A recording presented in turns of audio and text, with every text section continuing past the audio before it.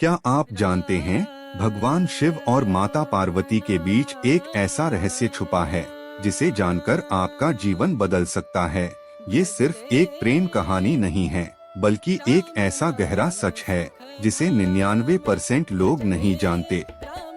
माता पार्वती ने भगवान शिव को पाने के लिए हजारों साल तक कठोर तपस्या की। उन्होंने सब कुछ त्याग दिया, सुख सुविधाएं, राजमहल, यहाँ तक कि भोजन भी।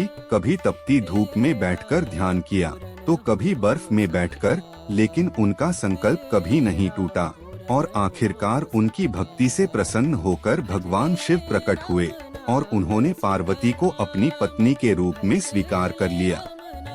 लेकिन कहानी यहीं खत्म नहीं होती। शादी के बाद एक दिन माता पार्वती ने देखा कि भगवान शिव हमेशा गहरे ध्यान में लीन रहते हैं।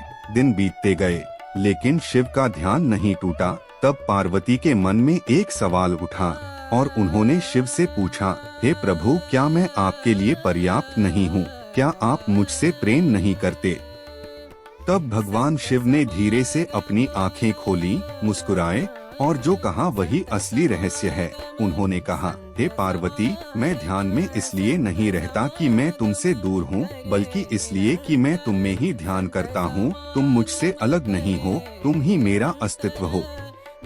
यही वह रहस्य है जो बहुत कम लोग समझ पाते हैं। शिव और पार्वती दो नहीं हैं, बल्कि एक ही शक्ति के दो रूप हैं। इसी कारण उन्हें अर्धनारीश्वर कहा जाता है, आधा शिव और आधा शक्ति। इसका मतलब है कि हर इंसान के अंदर दोनों ऊर्जाएं होती हैं, और जब ये दोनों संतुलित हो जाती हैं, तभी जीवन पूर्ण होता है। अगर आप भी मानते हैं कि शिव और शक्ति एक हैं, तो कमेंट में जरूर लिखें, हर हर महादेव। और ऐसे ही रहस्यमयी और भक्ति से जुड़े वीडियो के लिए चैनल को सब्सक्राइब करना न भूलें।